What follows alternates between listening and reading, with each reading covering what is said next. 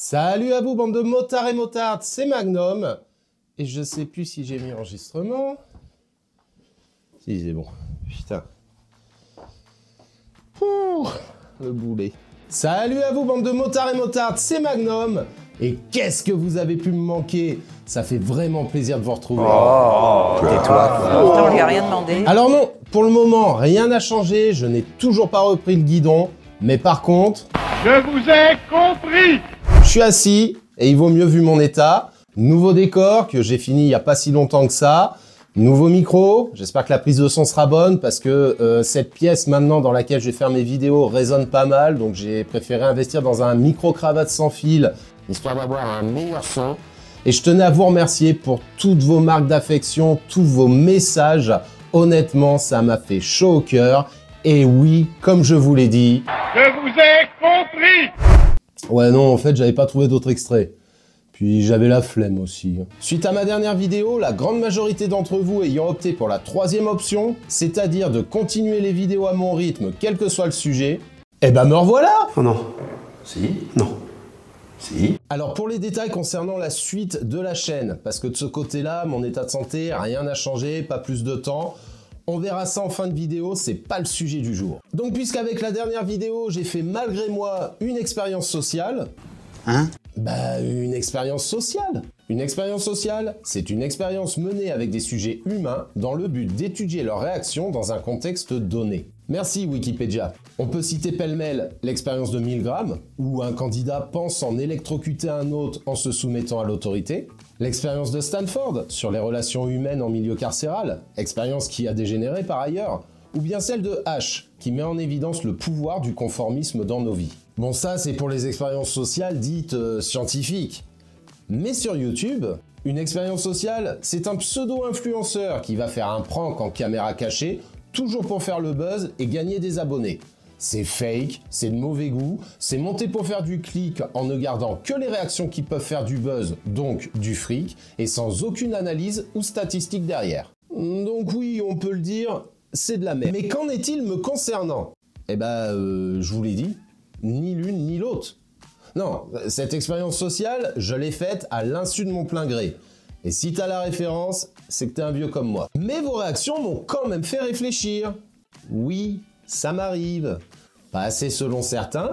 Ça court les rues, les grands cons. Ouais, mais celui-là, c'est un gabarit exceptionnel. Si la connerie se mesurait, il servirait de maître étalon. Mais ça m'arrive. Et je me suis rendu à l'évidence, l'esprit motard existe bel et bien. Si vous scrollez sur les réseaux sociaux, Facebook entre autres, il n'est pas rare, doux euphémisme, de voir des discussions ou des commentaires déclarant que l'esprit motard est mort et enterré.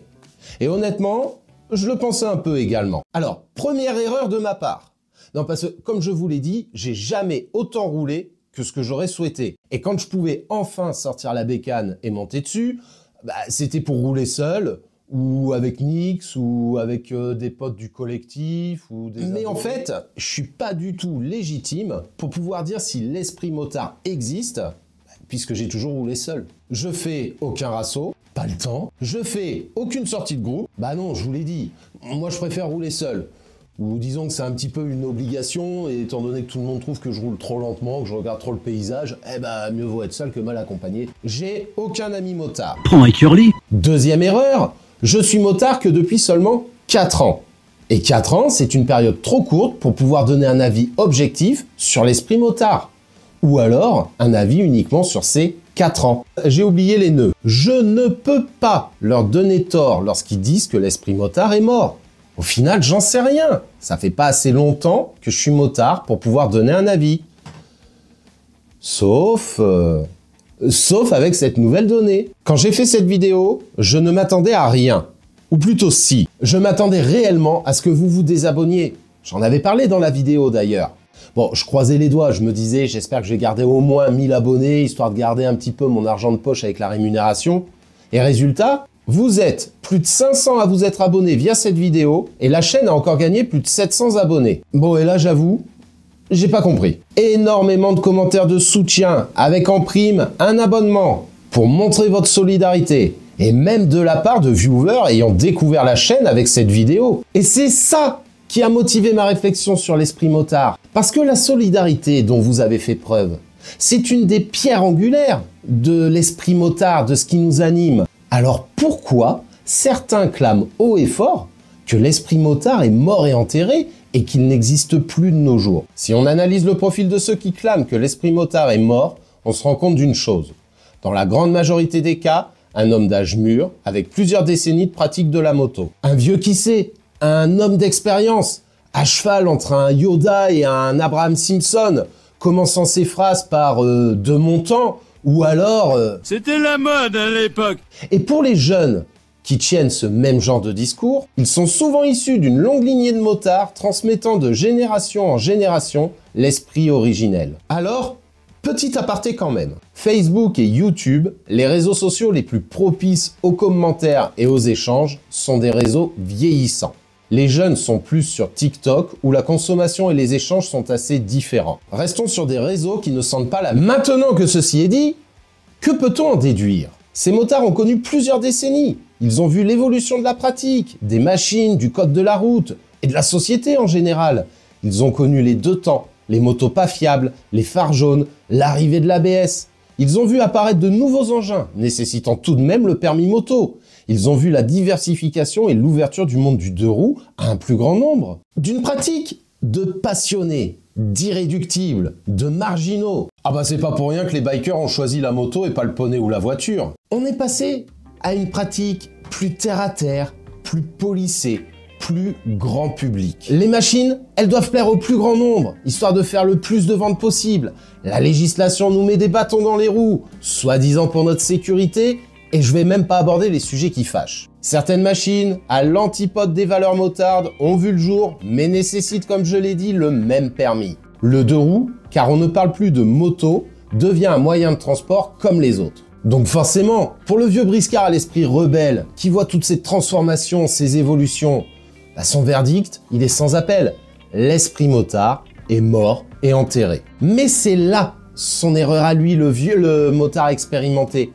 Son esprit motard n'existe plus, mais l'esprit motard existe bel et bien. Comme toute chose, il a évolué, il s'est adapté face aux changements sociétaux. Il s'est transformé à un point tel que ce nouvel esprit motard ne correspond plus à certains d'entre nous.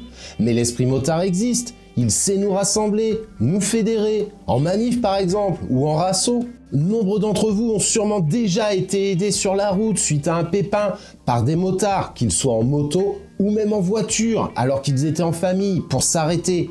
La solidarité, c'est ça l'esprit motard. Alors certes, pour le 68ard, s'il y en a encore qui roulent à moto, ou celui issu des 80s, autre époque encore, le côté rebelle, marginal que la majorité des motards avaient, c'est sûr qu'il semble avoir du plomb dans l'aile. Et l'ouverture du permis à deux au plus grand nombre, n'ira pas en s'améliorant. D'une pratique de la moto par une poignée de personnes passionnées à l'ouverture au grand public, il est évident que l'esprit motard d'il y a 20 ou 30 ans a changé. Car le profil même du motard a changé. Et c'est tant mieux dans un sens. La société évolue de plus en plus vite. Et faut pas attendre d'avoir 6 ou 7 décennies pour passer pour un vieux con has-been auprès des nouvelles générations. Moi-même, du haut de mes 45 piges, je reste vachement perplexe face à des changements sociétaux. Je sais pas ce qui vous fait dire que je suis un homme, mais je ne suis pas un homme. Je m'adapte, je discute, j'échange avec les nouvelles générations. Et si j'y trouve pas mon compte, que j'y trouve pas ma came, je trace ma route et place aux jeunes. Ces anciens motards, ils ont de l'expérience. Il faut les écouter. Et certaines choses qu'ils ont à nous transmettre sont importantes. L'esprit motard existe toujours. Il évolue. Il prend différents aspects suivant chacun. Mais il est basé sur les mêmes préceptes qu'il y a 10, 20 ou 30 ans. Le respect, l'entraide et l'amour du deux roues. Alors oui, certains sont de simples utilisateurs. Et si vous avez envie de leur transmettre quelque chose d'utilisateurs, transformez-les en passionnés. Donnez-leur cette passion, justement. Une eau qui stagne, croupit. Donc, plutôt que d'être juste spectateur, soyez acteur de ce changement, de cette évolution. Un peu comme dans cette pub que sûrement tout le monde connaît et qui va peut-être me valoir un strike, mais qui résume bien la chose. L'esprit motard est bel et bien là, et pas besoin d'une planche de Ouija pour s'en convaincre. Il n'est peut-être plus le même qu'hier, sera sûrement différent de celui de demain, mais il est là. Il existe bel et bien. Et voilà, c'est tout pour moi pour aujourd'hui, pour cette vidéo de retour. J'espère qu'elle vous aura plu. Vous pouvez éteindre vos écrans et reprendre une vie normale. Et celle-là, de référence, j'espère que tu l'as et que tu vas la retrouver. Et pour ceux qui ont envie de savoir ce que va devenir un petit peu la chaîne et dans les mois à venir, bah, je vous invite à rester. Pour les autres, vous pouvez y aller.